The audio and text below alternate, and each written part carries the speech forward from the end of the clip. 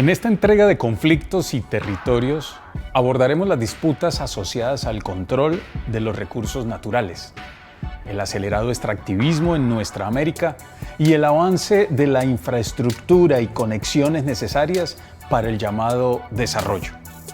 Un progreso que tiene de fondo facilitarle al norte global el acceso, uso y control de los bienes naturales disponibles en el cono sur.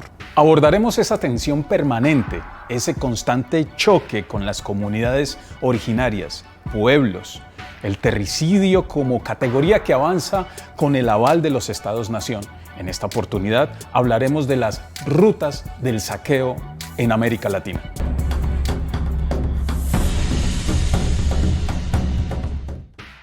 En plena crisis del capital y civilizatoria, las potencias del norte global requieren de manera inmediata y a más bajos costos las materias primas que permitan mantener un modelo irracional de producción y consumo en escala ascendente. Este modelo de producción, consumo y derroche propio de la civilización moderna requiere explotar a la madre tierra hoy más que en otros momentos de la historia. Por lo tanto, las potencias requieren un flujo constante de insumos para asegurar la producción en la industria automotriz y de entretenimiento, pero fundamentalmente para la industria militar. Todo lo anterior precisa de una cantidad ingente de metales, a los que se suman los llamados metales raros, como el cobalto, manganeso, litio, titanio. Estos apenas son algunos de los más importantes en la producción capitalista de hoy.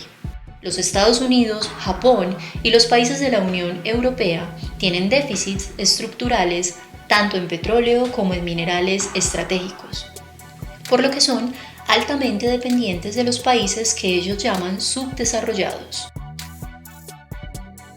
En el caso de los Estados Unidos, que consume mucho más de lo que produce, ya para el 2007 requería importar al menos el 90% del manganeso, cromo y cobalto, y el 75% del estaño.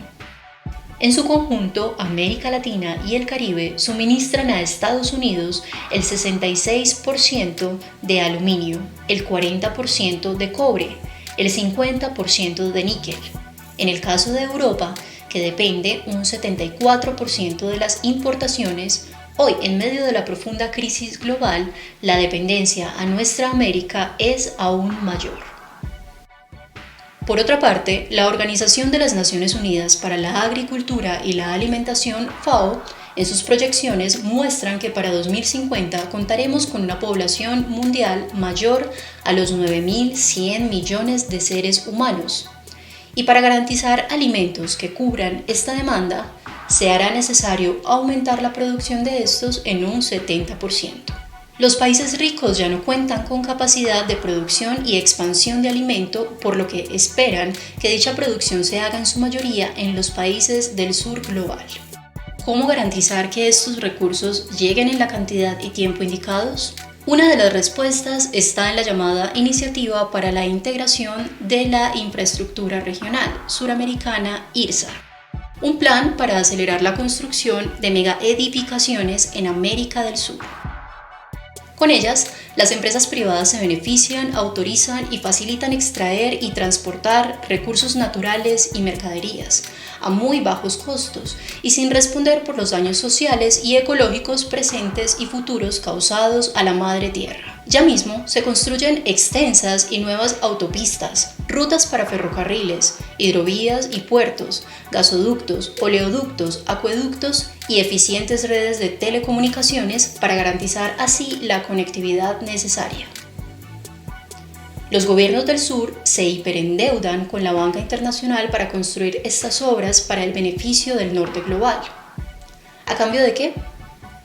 La comunidad en lo extenso del continente da cuenta de la transformación del territorio, del impacto del plan que ha generado zonas de sacrificio, destruyendo sistemas de vida, perpetuando la explotación y muerte, instalando una política en base de engaños y desinformación, mediante discursos desarrollistas, criminalización y militarización con complicidad de los gobiernos de turno, quienes instalan lógicas de terrorismo de Estado. Una nueva fase extractivista, un nuevo ciclo de invasión y colonización. Ahora bien, para facilitar la exploración, explotación y transporte de los recursos naturales, se ha diseñado desde las potencias una visión integral para rediseñar la infraestructura estatal, sus instituciones y sus normas a la medida de las necesidades de la inversión extranjera. Hablamos de los megaproyectos dentro del plan IRSA-COSIPLAN, que destinan los dineros públicos para materializar el despojo, generando grandes deudas a los estados y a nuestros pueblos para beneficio de las empresas transnacionales. La infraestructura estatal, sus instituciones y normas se rediseñan a la medida de las necesidades de la inversión extranjera, las empresas y banca internacional. Solo la construcción por parte de los estados de estas obras de infraestructura ya es una transferencia de recursos públicos, riquezas producidas por el trabajo del pueblo para empresas para las empresas constructoras que en general operan como grandes transnacionales constructoras. Aunque su origen sea de un país o de otro, en el caso de las constructoras brasileñas que se proyectaron durante los gobiernos del Partido de los Trabajadores, la Odebrecht, la Camargo Correa, la OAS, ¿no? La Andrade Gutiérrez, grandes empresas que se transformaron en empresas transnacionales en ese periodo con el apoyo de los recursos del Banco Nacional de Desarrollo Económico y Social, que son recursos sociales producidos por el trabajo social de los brasileños. Pero a partir del golpe del 64, la Amazonia fue rápidamente e intensamente integrada al extractivismo, ¿no? Con el avance primero de la ganadería, después avanzó la soja encima de la ganadería y ahora grandes proyectos mineros, en particular aquellos que alimentan, que producen insumos para la industria 4.0, ¿no? Entonces, y vemos en este último periodo como esta es, digamos, la zona de la frontera más dinámica, ¿no? Que avanza más rápidamente y con más intensidad en América del Sur, de las cadenas extractivas minerales. Vemos que hubo una acción brutal y fuera inclusive de los propios marcos legales del Estado brasileño, ¿no? Desde 1964, cuando fue el golpe militar, esa zona de la Amazonia se militarizó. La presencia militar y de varias instituciones militares en la zona ha sido así muy, muy fuerte. Pero en el último periodo a eso se ha sumado una presencia de la acción ilegal que también es del Estado, de las milicias. Este sistema llega a disponer de la fuerza pública como fuerza armada de choque, que funciona como contención contra la población que se resiste, que es vulnerada y que reclama derechos en defensa del agua, los ríos, la vida. Entre 2002 y 2015 la fortuna de los milmillonarios de América Latina crecieron en promedio del 21% anual, es decir, un aumento del 6 veces superior al PIB de la región. Para 2016, el director de Oxfam para América Latina y el Caribe afirma que gran parte de esta riqueza acumulada en pocas manos se mantiene exenta de pago de impuestos o en paraísos fiscales. Y con una represión tremenda, porque eso también es importante si hablamos de las complicidades de los gobiernos y cómo lo podemos evidenciar en la práctica. Porque las políticas de Estado son las que están reprimiendo hoy comunidades que se están levantando por defensa de su territorio. Y se están levantando por esto, porque no quieren que destruyan sus cerros, porque no quieren que contaminen el mar con petrolera, pero ya no más. O sea, como que vengan, saquen todo y los gobiernos nos tiran la represión y nos matan, porque nos matan. Hoy día en Chile tenemos una situación de presos por defender su territorio, gente que ha sido asesinada. Ahora en Puelmapo, en Argentina, hay una machi que está presa, niños detenidos, o sea, solo porque las empresas extractivistas le dan dinero y todo funciona por el dinero y el capitalismo y el capital. El proyecto IRSA y este gran corredor bioceánico que contaba recién, que es un proyecto que viene de mucho tiempo, pero los gobiernos de Piñera, los gobiernos anteriores, los gobiernos en Chile, habían parado eso. No había ocurrido movimiento en los proyectos. Cuando empieza el gobierno de Boric, empieza a haber movimiento.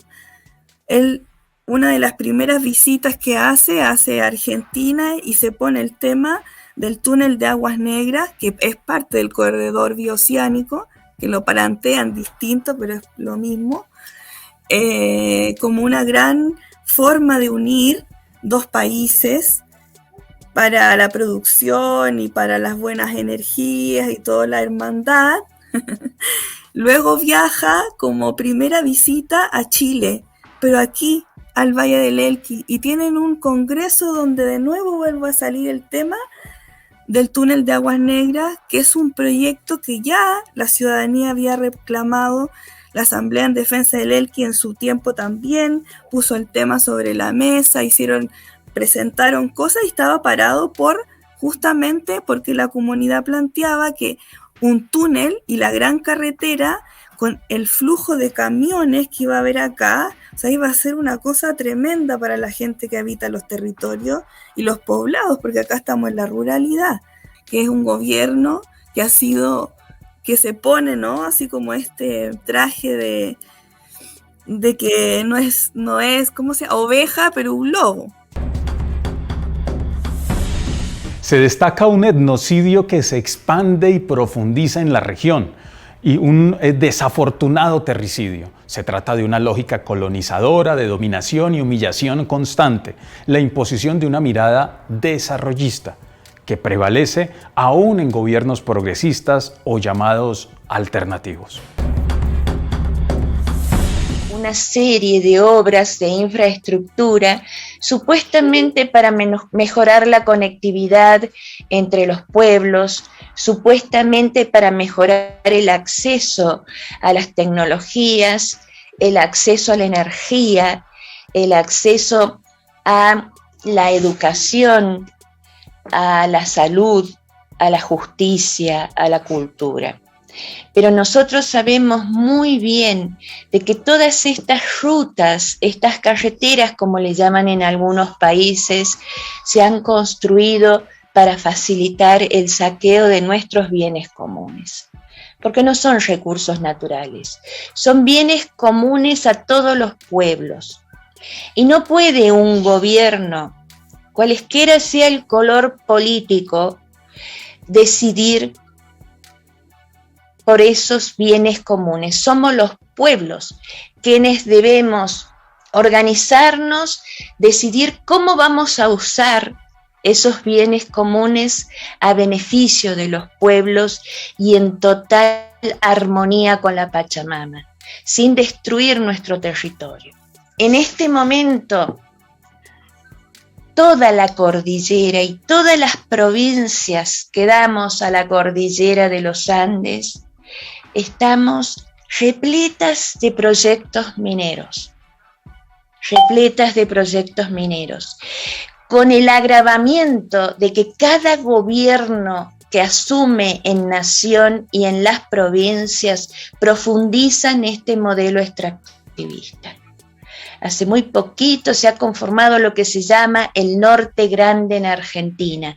Todas las provincias del norte viajaron a Nueva York para reunirse en la Casa de las Américas y en ese momento todos los gobernadores ofrecieron el territorio para que se invierta y extraigan lo poco que nos queda ya. Porque, aclaramos, Argentina, La Rioja, Catamarca, San Juan, Mendoza, no somos provincias pobres. Somos provincias muy ricas, históricamente empobrecidas por los malos gobiernos.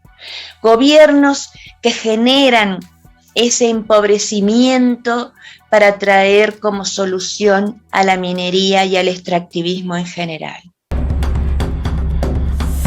En la actual crisis, América Latina sigue siendo el continente donde la hegemonía de Occidente ve sus recursos estratégicos. Es necesario, por ende, disponer de procesos formativos e investigativos populares que permitan mejor comprender las dinámicas extractivas, considerando extracción, circulación, consumo. Fortalecer el movimiento social, étnico y popular es prioritario. Enfatizar la necesidad de integrar las resistencias y las luchas territoriales. Investigar y comunicar, romper cercos comunicacionales es urgente.